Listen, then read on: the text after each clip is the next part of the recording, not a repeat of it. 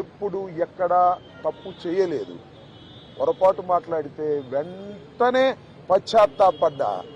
పశ్చాత్తాపానికి మించిన ప్రాయచిత్తం లేదంటారే, మరి ఏమిటి?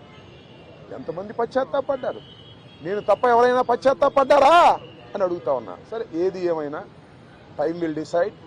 ఒకటి మాత్రం నేను చెప్పదలుచుకున్నాను, నాకు ఈ సందర్భంగా సపోర్ట్ చేసినటువంటి వారందరికీ కూడా పేరు పేరున నా హృదయపూర్వక నమస్కారాలు, ధన్యవాదాలు. నా పార్టీ కానివారు కూడా నన్ను సపోర్ట్ చేశారు. దాడులు చేయటం తప్పన్నారు, దాడులు అన్యాయం అన్నారు. ఒకవేళ తప్పు మాట్లాడితే కేసు పెట్టి లోపల పెట్టాలి కదా, ఇంటి మీద దాడి ఏంటి అన్నారు. దాడి చేసిన వాళ్ళకు బెయిల్ వచ్చింది. దాడి చేయించుకున్న నాకు 18 రోజుల తర్వాత బెయిల్ వచ్చింది. ఏం చేయగలిగారు? ఏం చేస్తారు?